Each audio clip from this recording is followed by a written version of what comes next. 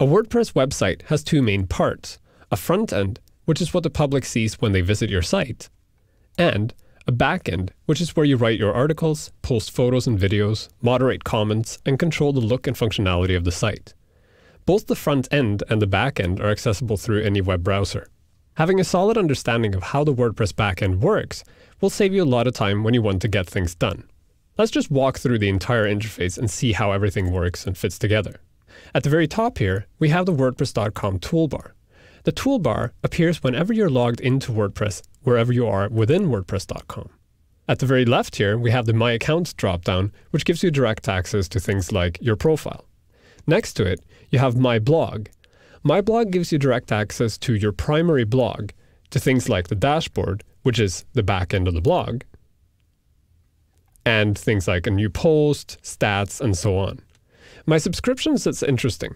My Subscriptions works by interacting with WordPress.com. So if you go to WordPress.com and you select a blog, like this writing spider here, you can subscribe to it.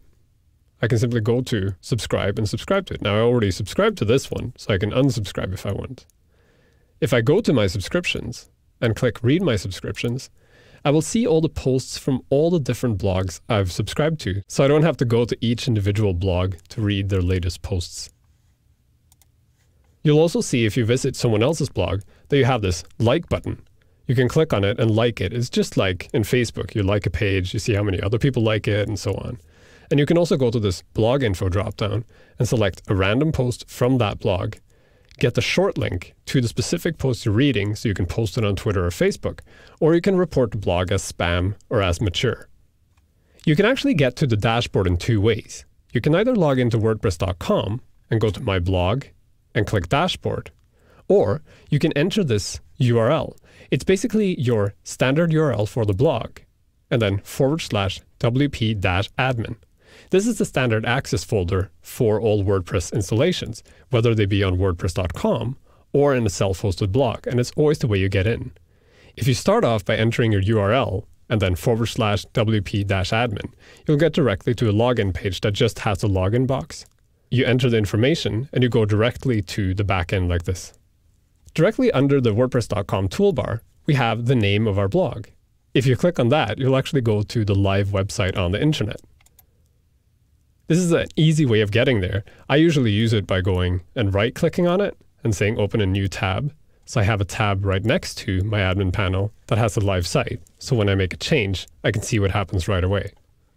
To the right, we have this active button that gives you direct access to the most common features, like new post, and you can also click drop down and get drafts, new page, upload content, and moderate comments. Next to that again, we have your login name. This points directly to your profile. And you can also access your profile by going to Users and My Profile. And finally, we have Log Out, which logs you out. If you're not inside the admin panel, you can also log out by going to My Account, and all the way on the bottom, you have Log Out. The WordPress dashboard is intuitive and easy to work with. It's also highly customizable, and it will give you access to what you need when you need it. At the left here, we have a sidebar, and as you can see, it collapses and changes shape depending on where we are. First of all, we can collapse it to the side so it's very small by clicking on this arrow to the side here, and it becomes just icons. And we can uncollapse it by clicking the same thing. You actually have two of them, one up here and one down here. Each individual element also expands to show more options. If you hover over it and you click on the down arrow, you get all the options.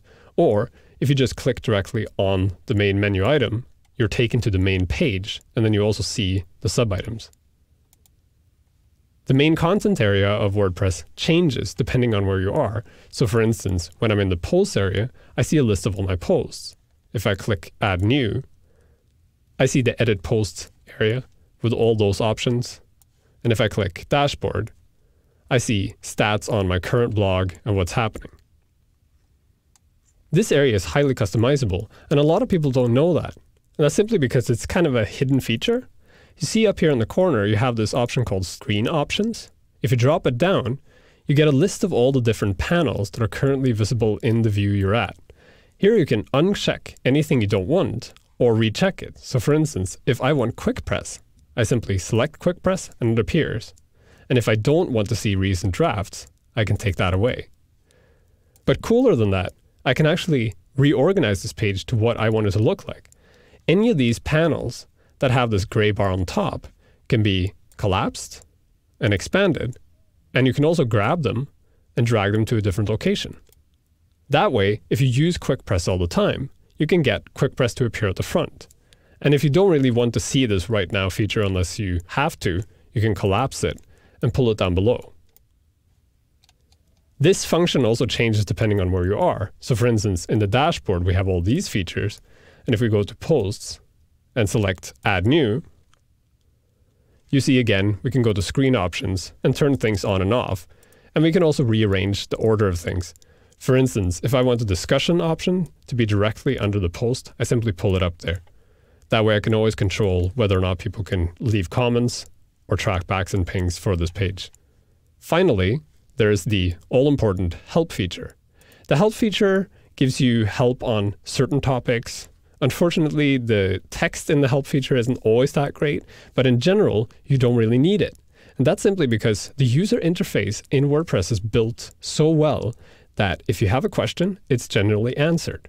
If you don't know where to go, you can usually simply read what's on the page and it'll tell you where to go.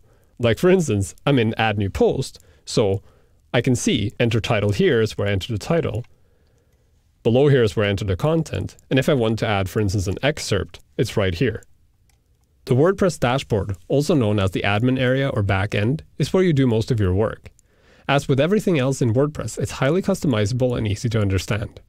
My tip is this: if you're ever confused about what to do or where to go to do it when you're in the back end, just read what it says on the page. In almost every case, it's spelled out right in front of you.